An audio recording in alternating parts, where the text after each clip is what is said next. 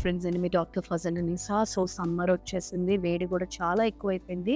So early ప్రెగ్నెన్సీలో pregnant women తీసుకోవాల్సిన జాగ్రత్తలు మనం ఈరోజు మాట్లాడుకుందాము.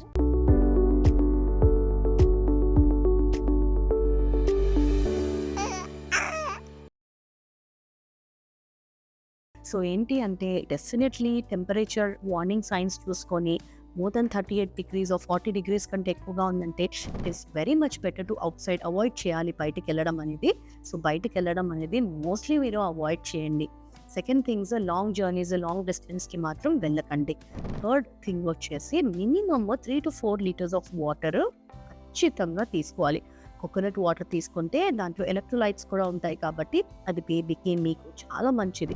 అండ్ ఫ్రూట్స్లో fresh fruits like watermelon, muskmelon, cucumber అంటే ఎక్కువ వాటర్ ఉన్న వెజిటేబుల్స్ అండ్ ఫ్రూట్స్ తీసుకుంటే మీకు చాలా చాలా మంచిది. అండ్ అలానే చూసుకుంటే లైట్ బ్రీదబుల్ కాటన్ క్లోత్స్ లాంటివి, హెవీ వర్క్ లేకుండా లైట్ బ్రీతబుల్ కాటన్ క్లోత్స్ లాంటివి వేసుకుంటే మీకు చెమట కూడా ఎక్కువ పట్టదు అండ్ అవి ఆరడం కూడా ఈజీగా ఉంటుంది. So breathable cotton, white or light colour clothes వేసుకుంటే చాలా మంచిది.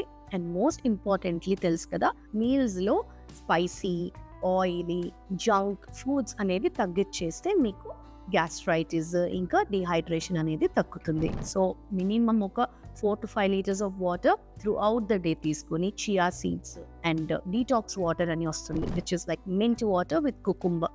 సో ఇది కూడా కలిపి మీరు తీసుకుంటే చాలా చాలా మంచిది.